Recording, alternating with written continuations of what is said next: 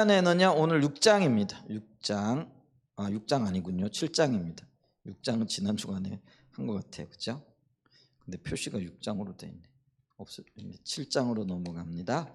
자, 7장에 보면은 구속의 포괄적 성격을 보여주는 신구약의 구절들 그렇게 나와 있어서 우리가 지금 복음의 포괄적 성격을 얘기하고 있잖아요.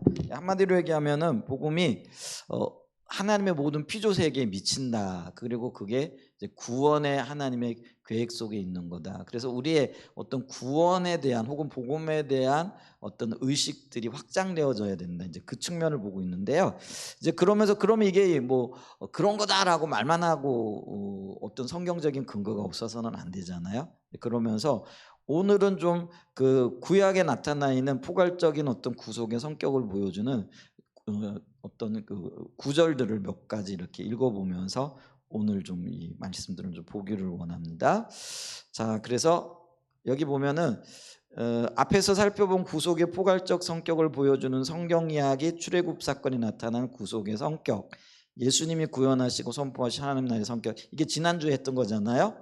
모두 당연히 성경에 기초한 성경적이라 신학적으로도 그렇고 신앙적으로도 성경에 기초해 있다 이런 얘기죠.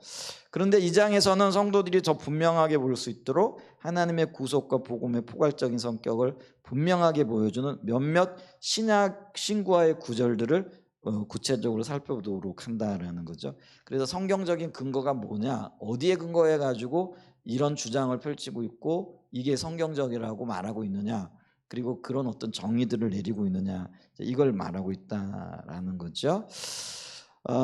자, 그래서 여기 보게 되어지면은 시편 96편 10절로 13절 말씀을 좀 보죠. 자, 그래서 우리 오늘 9절들을 좀 몇 군데 좀 보기를 원합니다. 시편 96편 전체를 봤으면 좋겠지만은 그 중에 이제 핵심적인 걸 보죠. 10절부터 보죠. 자, 모든 나라 가운데 이르기를 예수께서 다스리시니 여호와께서 다스리시니 세계가 굳게 서고 흔들리지 않으리라. 그가 만민을 공평하게 심판하시리라 할지로다. 하늘은 기뻐하고 땅은 즐거워하며. 그 하늘과 땅은 분명하게 하나님의 구원을 보고 기뻐한다라는 건데, 이게 영혼과만 관련되어진 게 아니라 모든 창조 피조 세계를 얘기할 때 우리가 하늘과 땅 이렇게 얘기를 하잖아요. 하늘과 땅이 기뻐한다. 하나님의 구원을 보았기 때문에 그렇다라는 거죠. 또 바다와 거기에 충만한 것이 외치고 밭과 그 가운데 있는 모든 것은 즐거워할지로다. 그때 숲의 모든 나무들이 여호와 앞에서 즐거이 노래하리니 그가 임하시되 땅을 심판하러 임하실 것입니다. 그가 의로 세계를 심판하시며 그의 진실하심으로 백성을 심판하시리로다. 그래서 우리가 이렇게 다시 돌아가면은요, 이게 심판은 왜냐하면은요, 이게 하나님의 의도 가운데서 어긋났기 때문에 그렇잖아요. 이게 바로 잡혀져야 된다라는 거죠.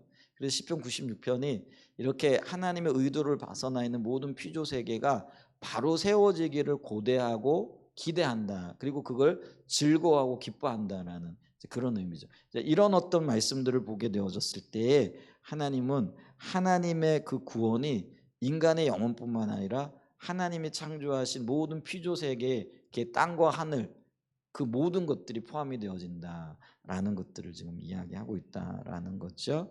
자, 그리고 이사야 2장 24절 보게 되어지면은 이와 유사한 말씀들이 이렇게 이어지는데, 자, 2장 2절로 4절 이렇게 보면요, 말일에 여호와의 전에 산이 모든 산꼭대기에 굳게 설 것이요 모든 작은 산 위에 뛰어나리라. 뛰어나리니 만방이 그리로 모여들 것이라. 많은 백성이 가며 이르기를 오라 우리가 여호와의 산에 오르며 야곱의 하나님 전에 이르자. 그가 그 도로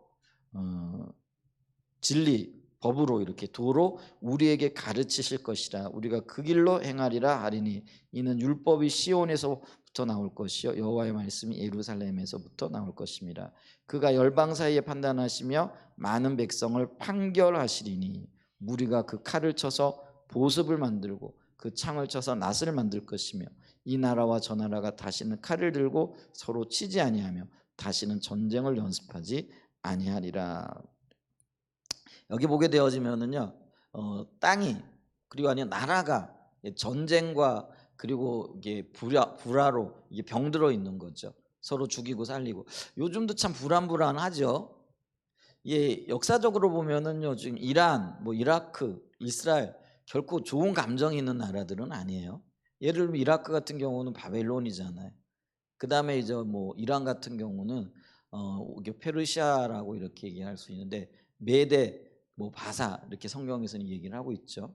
그러니까 역사적으로 보면은 지배 민족이고 피지배 민족. 그러니까 이스라엘이 그들의 속박 가운데 있었고 통치를 받은 거죠. 그러니까 역사적으로 보면은요, 이렇게 감정이 안 좋아요. 그러니까 오랜 세월 시간, 그러니까 앙숙 관계라고 얘기를 할 수 있죠. 그러니까 우리나라가 뭐 중국과 이렇게 교류를 맺고 있지만은 우리나라 사람들 속에는 이 중국 그러면 떼놈 뭐 이렇게 생각을 하잖아요. 그러니까 감정이 그렇게 좋은 건 아니잖아요. 왜냐하면 우리가 중국으로부터 많이 당한 것들이 있잖아요.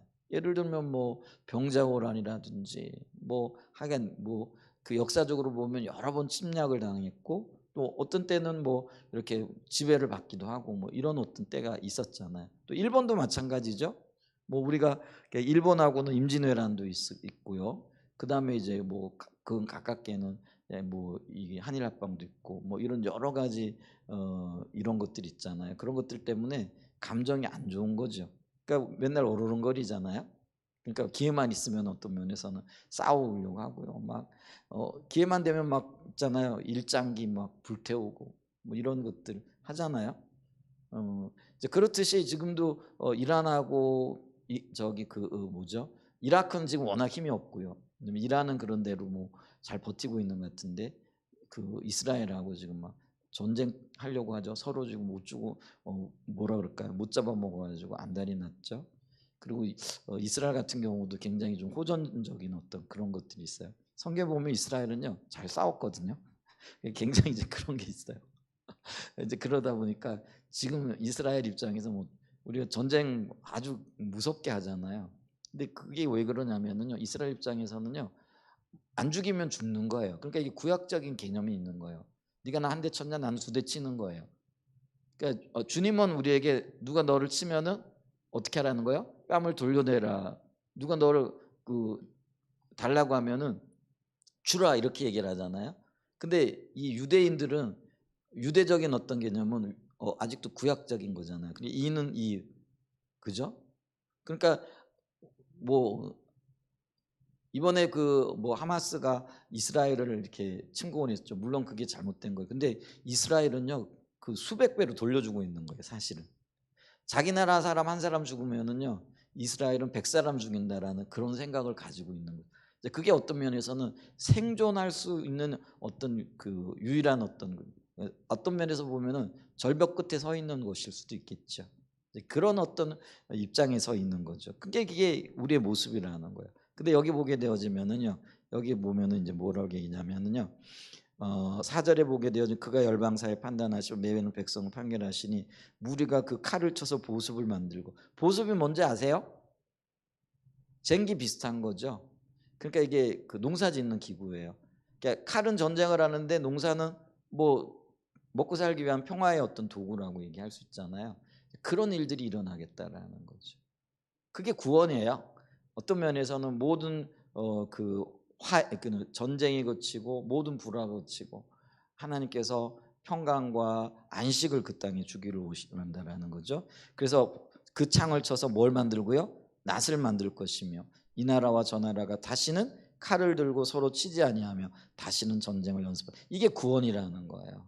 근데 이거는 뭐예요? 국가 간의 불화 혹은 사회적인 정치 제도 이런 것들의 모든 것들이 하나님의 뜻 안에서 구속되어지고 구원되어지고 하나님 복음 안에서 새로워진다라는 이제 그런 의미죠. 그래서 이 하나님의 구원에는요 국가 간의 어떤 불협화음, 정치 제도의 차이. 그래서 하나님이 예를 들면 우리가 지금 공산주의, 뭐 민주주의, 뭐 이런 얘기를 하잖아요. 사회주의 혹은 자본주의 이런 모든 것들이 주님 안에서 통합되어질 거라는 거예요. 그리고 서로 평화하게 되어지고 섬기게 되어질 거라는 것이죠. 자, 이런 어떤 하나님이 이게 그래서 온 세상의 회복과 치유를 지금 말씀하고 계신 거죠. 이게 구원이라 이걸 얘기하고 있고요. 그 다음에 이사야 11장 1절과 9절 이렇게 보게 되어지면은요. 여기는 이제 2절부터 나와 있네요. 보면은 그의 위에 여호와의 영 곧 지혜와 총명의 영이 모략과 재능의 영이요 지식과 여호와를 경외하는 영이 강림하신. 이게 이제 성령의 강림과 관련되어진 구절이죠. 그가 여호와를 경외함으로 즐거움을 삼을 것이며 그의 눈에 보이는 대로 심판하지 아니하며 그의 귀에 들리는 대로 판단하지 아니하며 공의로 가난한 자를 심판하며 정직으로 세상의 겸손한 자를 판단할 것이며 그의 입의 막대기로 세상을 치며 그의 입술의 기운으로 악인을 죽일 것이며 공의로 그의 허리띠를 삼으며 성실로 그의 몸에 띠를 삼으리라. 그때 이 이리가 어린 양과 함께 살며 표범이 어린 염소와 함께 누우며 송아지와 어린 사자와 살찐 짐승이 함께 있어 어린아이에게 끌리며 암소와 곰이 함께 먹으며 그것들의 새끼가 함께 엎드리며 사자가 소처럼 풀을 먹을 것이며 젖먹는 아이가 독사의 구멍에서 장난하며 젖된 어린아이가 독사의 굴에 손을 넣을 것이라.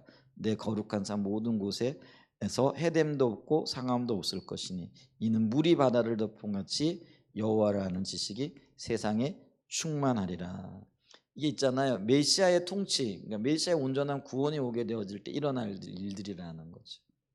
여기 보게 되어지면 진짜 꿈 같은 얘기가 나왔잖아요.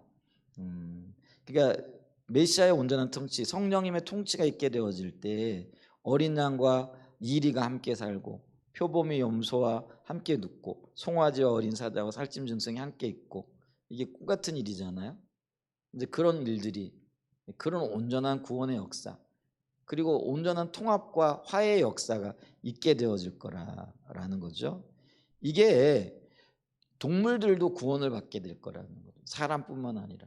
그래서 동물들과 사람들이 함께 조화를 이루며 함께 기뻐하고 그러니까 이제 이 피조물이 하나님이 물론 사람을 가장 존귀하게 하나님의 형상을 닮은 그런 어떤 존재로 지으셨지만은 이 땅의 모든 피조물들 그러니까 이 동물들도 포함이 되어지는 거죠. 그래서 이런 것들이 온전한 그런 화해 그러니까 사람과 환경 그리고 사람과 다른 피조물들 사이에 통합과 화해도 있게 되어질 거라. 이게 구원이다라는 거죠. 그래서 여기에 보게 되면은요. 그 마지막에 보면은 157페이지 윗문단에 선지자가 보여주는 본문의 그림에는 약육강식, 적자생존의 비정함은 전혀 찾아볼 수 없다라는 거죠. 그러니까 이 땅이 약육강식이잖아요. 적자생존이잖아요. 그러니까 약육강식이라는 뭐예요? 강한 자가 약한 자를 잡아먹는 거잖아요. 예. 그리고 뭐예요? 적자생존도 뭐예요? 적합한 자들이 살아남는 거죠. 지혜로운 자, 힘 있는 자들이 능력 있는 자들이 살아남는 거죠. 나머지는 그 힘 있는 자들의 뭐죠? 생존의 도구가 되어지는 거죠. 이게 오늘날의 비정함이잖아요. 그게 이 땅이 어떤 면에 살아가는 방법이고요. 그러니까 나라마다 뭐가 있어요? 이게 지금 그 세상의 부를 상위 몇 프로만 이렇게 차지하고 있어서 그들을 위한 뭐랄까요? 도구로 전락하고 있는 그게 적자생존의 삶의 법칙이잖아요. 근데 그 모든 것들이 이 세상의 비정함 또 제도의 어떤 불합리함 뭐 이런 것들이 모두 다 사라질 거라는 거죠. 그게 구원이다.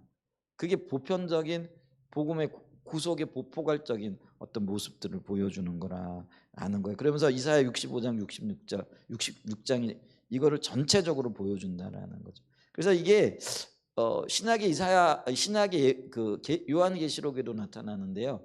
결국은 이제 우리가 알고 있듯이 요한계시록에 있는 거의 대부분의 말씀들이 80% 이상 90%가 이 구약의 성경 구절들을 인용하고 있는 것들이죠.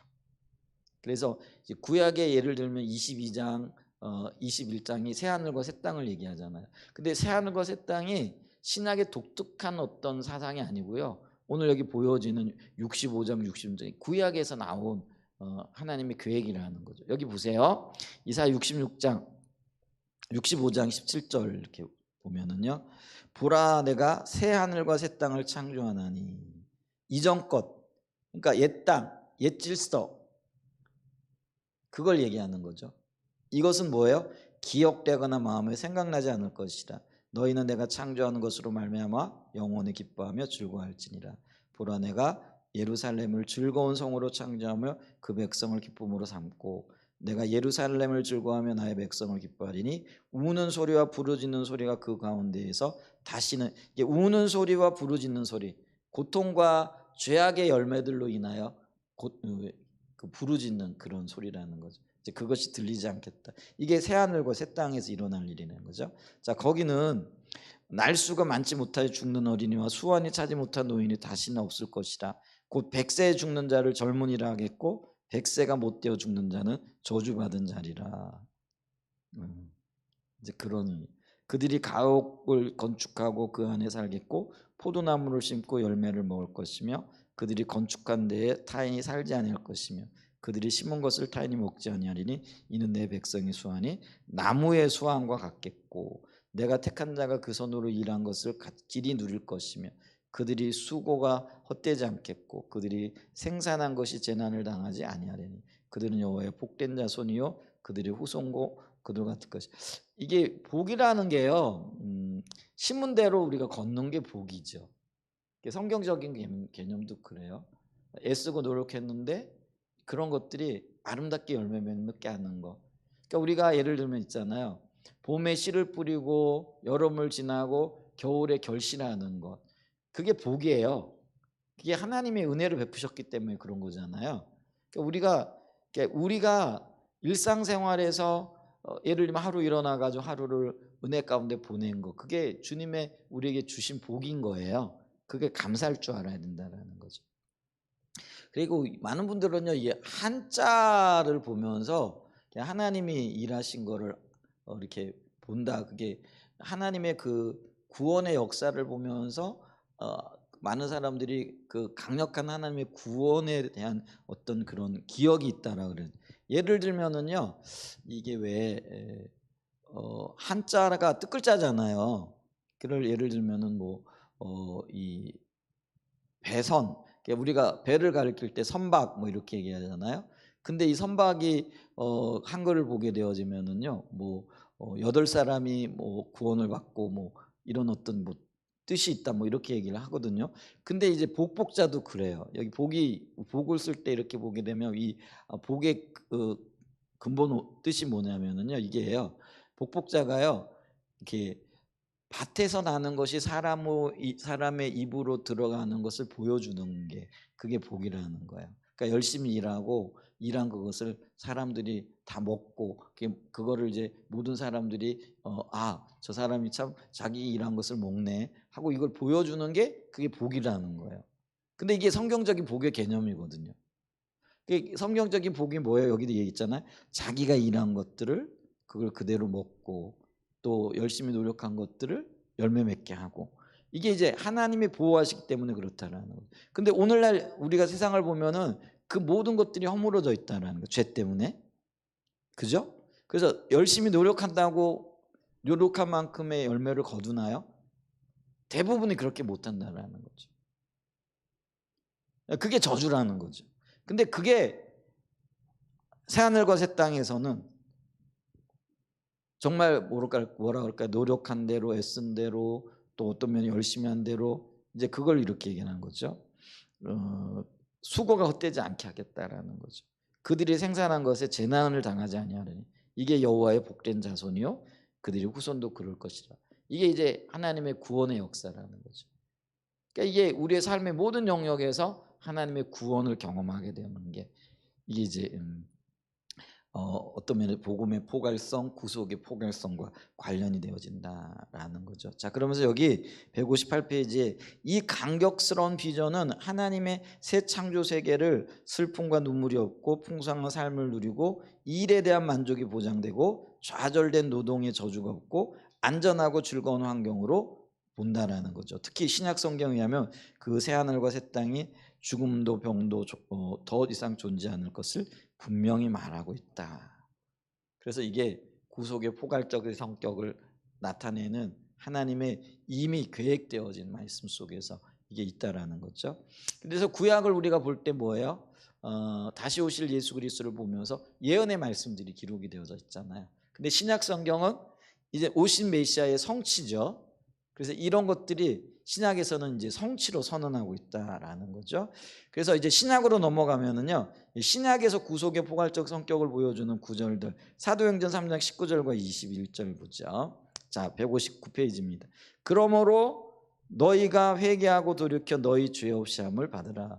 이같이 하면 새롭게 되는 날이 주 앞으로부터 이를 것이요 또 주께서 너희를 위하여 예정하신 그리스도 곧 예수를 보내리니 하나님이 영원전부터 거룩한 선지자들의 입을 통하여 말씀하신 바 만물을 회복하실 때까지는 하늘이 마땅히 그를 받아두리라. 이렇게 얘기를 하는 거죠.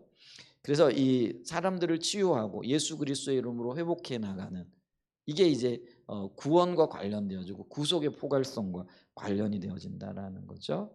그래서 이게 이미 너희들에게 이르렀다 하면서 아직의 개념이 있는 거예요. 그래서 새하늘과 새 땅, 하나님 나라, 하나님 나라가 이미와 아직의 개념 속에 있다 그랬잖아요. 이미 예수 그리스도 이 땅에 그리스도께서 메시아로 이 땅에 오셔서 이루었다. 그런데 그게 아직 완성된 건 아니라는 거죠. 그 완성이 언제 일어나는 거죠? 주님 다시 오실 때. 근데 주님 다시 오실 때는요, 주님만 오시는 게 아니라 새 하늘과 새 땅을 가지고 오신다라는 거예요. 그럼 새 하늘과 새 땅이 어떤 것일까? 우리는 다 이해하지 못해요. 어떤 형태로 우리에게 주어질지. 근데 우리가 얘기하는 거는 이 땅의 것들이 우리가 이어지는 게 있고 없어질 게 있더라는 거죠. 그래서 이게 우리가 늘 기억해야 되는데, 우리가 이 땅에 살아가면서 주님의 이름으로 행했고 또 주님이 베푸신 어떤 은혜들, 그리고 주님의 계시를 통해서 이루어진 것들은요, 그게 그대로 이어질 거예요. 그게 새롭게 되어질 거라는 거죠. 근데 어떤 것들은요, 진짜 없어져 버릴 것들이 있는 거죠. 그래서 성경에 보면 이게 심판을 얘기할 때에 불에 타지 않을 것들이 있어요. 근데 불에 탈 것들도 있다라는 거죠. 그럼 이게 그러면 물질적인 것만 얘기하느냐? 이게 아니, 영적인 의미라는 거죠. 그러니까 이 땅에서 없어지지 않을 것들이 있고 없어질 것들이 있어요. 그래서 이제 어떤 학자들이 이렇게 얘기하잖아요. 이게 베토벤의 그 뭐죠? 영광이라는 거죠. 그 할렐루야 그 놀라운 음악 있잖아요.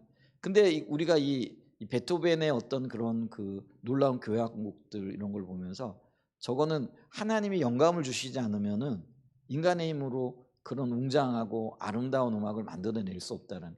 그러니까 그게 하나님의 영감으로 하나님의 은혜로 주신 어떤 것들은, 그래서 이 베토벤의 이 영광송이 저천국에서도 울려 퍼질 거라는 거죠.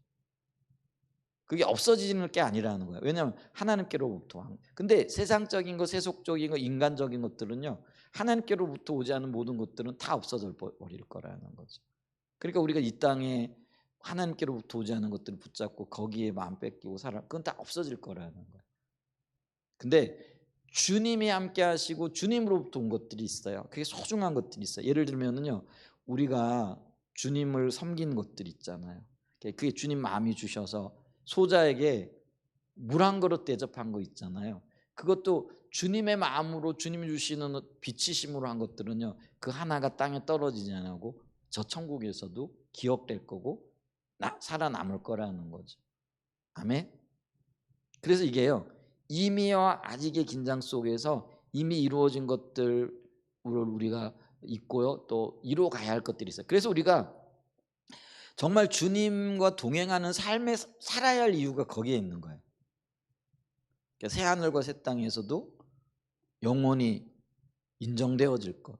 여러분 있잖아요, 베토벤의 그 놀라운 영감이 있는 그것만 남을 게 아니고요, 우리가 하나님의 통치와 인도하신 가운데 순종하고 주님의 뜻을 이루어갔던 그 일들은요, 저 천국에서도 새 하늘과 새 땅에서도요 그대로 남아있을 거라는 거예요. 아멘. 이런 소망이 있잖아요. 얼마나 놀라워요. 그래서 우리가 이 땅에서 하는 것들이, 하나님의 뜻을 따라하는 것들이, 비록 우리가 눈물에 씨를 뿌리고 또 눈물의 밥을 먹는다라고 할지라도요, 그것들은 남아있을 거라는 거죠. 그게 우리의 소망이라는 거죠. 아멘. 참 놀라운 얘기죠. 그래서 이 구절은 예수님이 다시 오셔서 구원을 완성하실 날을 하나님께서 만물을 회복하실 날이라고 표현을 하고 있다는 거죠. 그래서 첫째, 그리스도가 재림하실 때 성취를 하나님의 종말로진 구원 활동을 회복이라고 묘사하고, 또 둘째, 이 구원을 만물로 가능한 한 광범위하게 적용을 한다는 거죠. 사람뿐만이 아니라 이 땅의 모든 것들. 셋째, 만물의 회복이 하나님께서 구약의 선지자를 통해서 예언하신 것이라고 이렇게 얘기를 하고요. 그래서 베드로는 구원은 본질적으로 만물이 회복되어지는 것, 죄가 망쳐놓은 것을 고치는 것이다. 그래서 창조된 실체 전체에 영향을 끼친다는 점에서 총체적인 구원이 되어진다라는 것이죠. 자, 에베소서 1장 9절과 10절을 보죠. 그 뜻의 비밀을 우리에게 알리신 것이요 그의 기뻐하심을 따라 그리스도 안에서 때가 찬 경륜을 위하여 예정하시는 것이니 하늘에 있는 것이나 땅에 있는 것이 다 그리스도 안에서 통일되게 하실 것입니다. 이게 하늘에 있는 것, 땅에 있는 모든 것들이 그리스도 안에서 회복되게 하실 것이다. 그래서 하나님의 구속의 범위가 하늘과 땅, 이 땅의 모든 창조물이 되어질 거라는 것이죠. 그래서 이 구절은 구속의 성경을 그리스도 안에서 통일되는 것으로 표현되고 있다라는 거죠. 그래서 그리스도 안에서 통일된다는 말은 그동안 죄로 인해 파편화되어 흩어지고 깨어졌던 모든 것들이 하나님께서 원래 창조하신 목적대로 그리스도 안에서 새로워지고 통합되어지는 것을 의미한다라는 것이죠. 자, 한 구절 더 읽어보면요, 골로새서 1장 15절로 23절 말씀까지인데요. 좀 빠르게 읽어볼게요. 그는 보이지 아니하시는 하나님의 형상이요 모든 피조물보다 먼저 나신 이시니 만물이 그에게서 창조되되 하늘과 땅에서 보이는 것들과 보이지 않는 것들과 혹은 왕권들이나 주권들이나 통치자들이나 권세들이나 만물이 다 그로 말미암고 그로 인하여 창조되었고 또한 그가 만물보다 먼저 계시고 만물이 그 안에 함께 섰느니라. 그는 몸인 교회의 머리시라. 그가 근본이시오 죽은 자들 가운데서 먼저 나신 이시니 이는 친히 만물의 어뜸이 되려 하시며 아버지께서는 모든 충만으로 예수 안에 거하게 하시고 그의 십자가의 피로 화평을 이루사 만물을 곧 땅에 있는 것들이나 하늘에 있는 것들이 다 그로 말미암아 자기와 화목하게 되기를 기뻐하십니다. 전에 악한 행실로 멀리 떠나 마음으로 원수가 되었던 너희를 이제는 그의 육체의 죽음으로 말미암아 화목하게 하사 너희를 거룩하고 흠없고 책망할 것이 없는 자로 그 앞에 세우고자 하셨으니 만일 너희가 믿음에 거하고 터 위에 굳게 서서 너희 들은 바 복음의 소망이 흔들리지 아니하면 그리하리라. 이 복음은 천하 만민에게 전파되어 봐요. 나 바울은 이 복음의 일꾼이. 여기서 있잖아요. 복음이 뭐냐면은 온 천하 만민. 그러니까 그 예수님의 창조의 범위가 모든 창조 세계고요. 회복도 창조 세계인데 이거를 예수님과의 화목으로 표현하고 있다. 이게 구원을 얘기하는 거죠. 그러니까 모든 것들이 예수님에 의해 창조되어졌는데 모든 세계죠. 그러면은 이 하나님의 구속의 범위가 모든 창조물에까지 이룬다라는 거죠. 그래서 여기 보게 되어지면 그의 십자가의 피로 화평을 이루고요. 만물고 땅에 있는 것들이 하늘에 있는 것들이 그로 말미암아 자기와 화목하게 되기를 기뻐하셨다. 그래서 예수 그리스도의 십자가의 공로로 만물이 하나님과 화목하게 되어졌다. 이 화목이 구원이라는 거예요. 근데 사람만 영혼만 구원 받기를 기뻐했다. 원수 되어졌던 것들이 화평케 되어졌다. 이게 아니고요. 만물이 화평케 되어지고 화목케 되어졌다라는 거죠. 그걸 지금 이야기해주고 있다라는 거죠. 그래서 이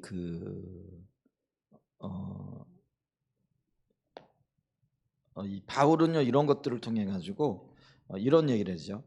창조 세계가 예수님으로 인하여 구속이 되어지고 그리고 예수님께서 이게 아까 아직과 이미와 아직이잖아요. 예수 안에서 화목케 되어졌어요. 근데 아직 완성되어지지는 않았어요. 그리고 완성을 위하여 하나님께서 이 땅에 교회라는 기관을 세워두시고요. 그 교회를 통해서 온전한 성취, 온전한 구원을 이루기 위하여 일하고 계신데 그걸 이제 성교라 이렇게 얘기를 한다라는 거죠.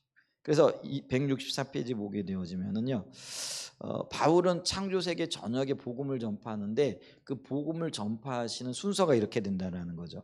창조 세계가 예수님과 화목하길 원하고 그 화목의 사명과 소명이 교회에게 주어졌고 그 사명을 감당하는 것이 바로 성교라는 거죠. 그러니까 우리가 이 하나님과 화목해 나가는 이 역할들을 부여받았다라는 거죠. 그게 하나님의 성교라는 거죠. 이거를 이제 총체적인 성교라 얘기를 합니다. 그러니까 이 총체적인 성교라는 거는 하나님의 의도가 창조 세계 전체에 걸쳐 있고 그 창조 세계 전체가 구원받기를 원하는 거죠. 그러면 이 하나님의 의도대로 우리가 그 어떤 구원을 이루는 선교를 해나가는 데 있어서도요, 선교의 대상이 사람만이 아니라는 거예요. 그럼 뭐라는 거예요? 창조 세계 전체에 이르러야 된다. 이거를 이제 총체적인 선교라 이렇게 볼 수 있다라는 거죠. 근데 165에 보면 이게 이제 하나님께서 우리에게 주신 사명인데, 그런데 우리는 우주적 총체적 차원의 복음에서 개인을 분리시키고 그런 다음 개인에게 우선순위를 부여하는 경향이 있습니다. 지금까지 교회가 그렇게 성경을 잘못 이해하고 또 잘못 적용해 왔다는 거예요.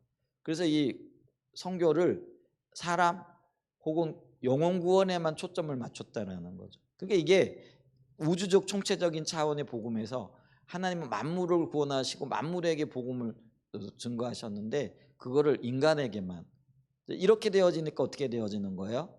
이 다른 피조 세계들은 그냥 정복의 대상만 되는 거예요. 그러니까 우리를 위한, 그래서 끊임없이 착취하고 끊임없이 뭐라 그러죠? 이제 그런 것들을 자기의 유익을 위한 도구로 삼은 거죠. 그러니까 자연훼손이라든가 뭐 이런 환경 오염이라든가 이런 것들이 일어나는 거죠. 그러니까 우리는 한때는 있잖아요. 예를 들면 개발을 미덕으로 여겼잖아요. 그래서 어느 날 뭐 눈 뜨고 보면 산 하나가 없어져 버린 거예요. 그리고 그런 걸 굉장히 자랑스럽게 얘기를 한 거죠. 근데 이제는 뭐예요? 하나님의 창조 세계에, 그리고 창조 세계를 향한 하나님의 관심을 보게 되어지면은요, 건물 하나를 짓더라도 이 그 다른 자연과의 어떤 조화를 생각해야 된다라는 거예요. 그게 하나님의 의도라는 거죠. 그렇게 하지 않았더니 오히려 이 자연이 우리에게 엄청난 지금 보복을 한다. 이게 상호, 이게 어떤 면에서는 서로 영향을 미치는 거죠.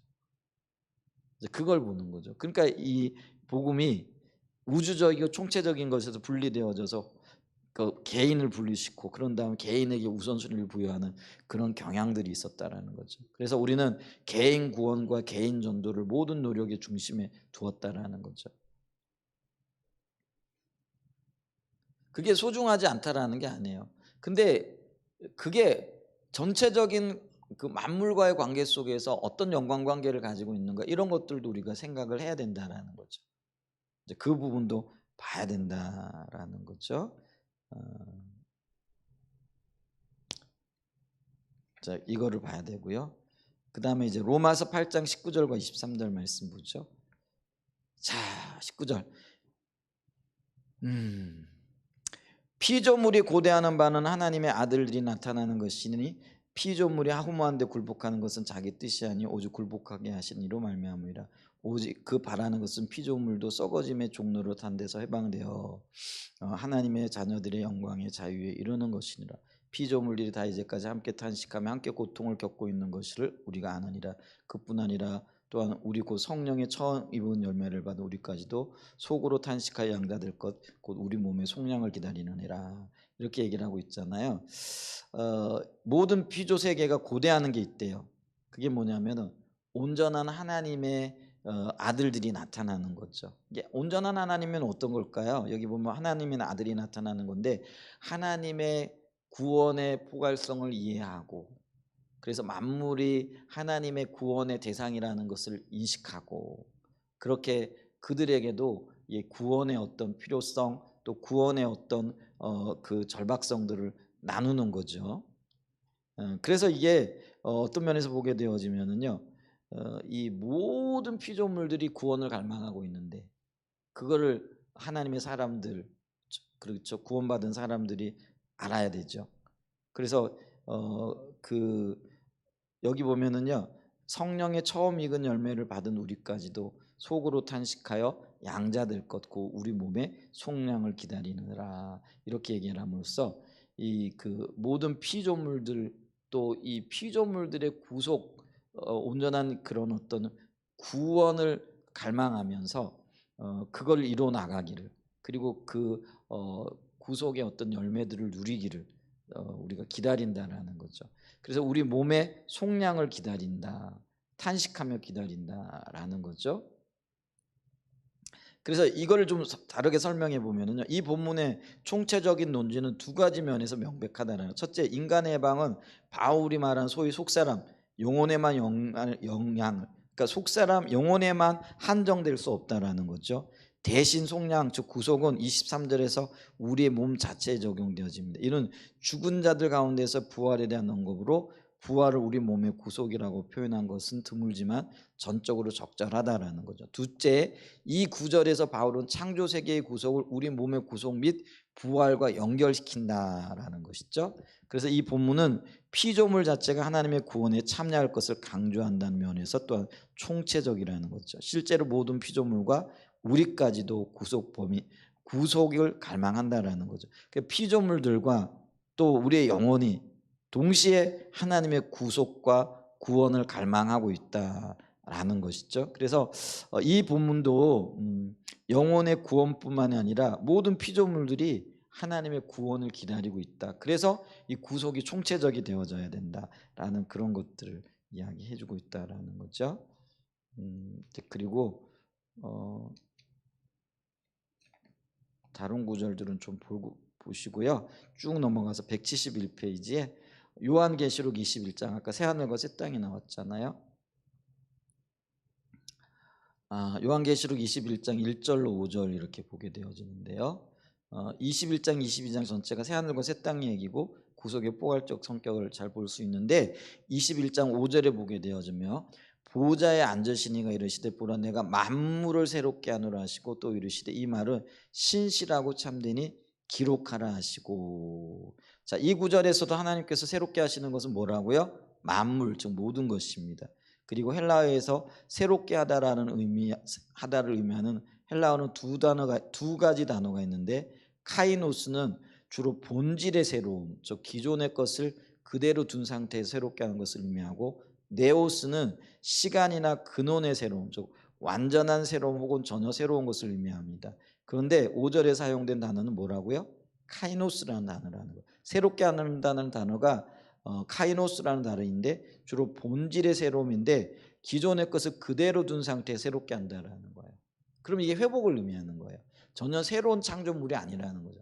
기존에 있던 것들을 새롭게 하는 거죠. 그러니까 하나님께서 원래 창조하셨고 피조하셨던 모든 만물들을 갱신하신다라는, 새롭게 하신다라는 그런 의미죠. 자, 이러한 구절들을 볼 때 성경이 말하는 구속의 성격은 회복, 화해, 갱신이고 그 범위는 가능한 한 총체적이고 포괄적으로 하늘과 땅에 있는 모든 것에 적용되는 것을 알 수 있습니다. 그래서 구약의 시편 선지서들에 나오는 예언, 예수님이 오실 당시 이스라엘 사람들이 가지고 있었던 소망, 예수님께서 구원하시고 선포하시는 하나님 나라, 예수님의 부활로부터 시작된 새 창조의 시작, 사도 바울의 서신서들부터 요한계시록 이르기까지 성경 전체는 하나님의 구속과 복음 그리고 선교의 포괄적 혹은 총체적인 성격을 분명하게 보여주고 있습니다. 오늘날의 교회는 하나님의 구속과 복음의 선교의 온전성을 회복해야 할 절실한 필요 가운데 있습니다. 그래서 방향을 바로잡아야 된다는 거예요.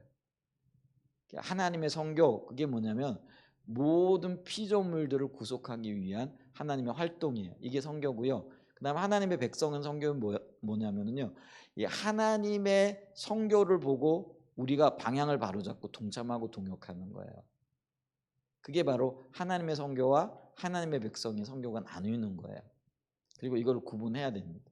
그래서 우리가 하나님의 백성들로서 교회가 하나님의 선교를 감당하기 위하여 바른 방향성을 가져야 되고 또 선교의 하나님의 선교를 분명하게 이해하고 있어야 된다라는 거죠. 근데 하나님의 선교는 뭐라는 거예요? 총체적이고 포괄적이고 모든 만물들에게, 인간의 영혼뿐만 아니라 물론 포함하죠. 거기에 그런 모든 것들에 미친다라는 거죠. 근데 오늘날 교회는 뭐예요? 그냥 모든 피조물, 모든 만물 그런 것들은 내버려 두고 인간 영혼 구원에만 너무 초점을 맞췄다라는 거죠. 그게 이제 균형이 무너진 거예요. 근데 이제 우리는 뭐예요? 이 균형을 맞춰가야 된다. 이런 논지의 이야기입니다. 그래서 성경이 그걸 지지하고 있다. 그걸 말하고 있다. 오늘 우리가 보기를 원하는 것, 또 깨닫기를 원하는 것이 바로 그런 부분이다라는 것입니다. 네, 시간이 많이 됐는데요. 잠깐 기도하죠.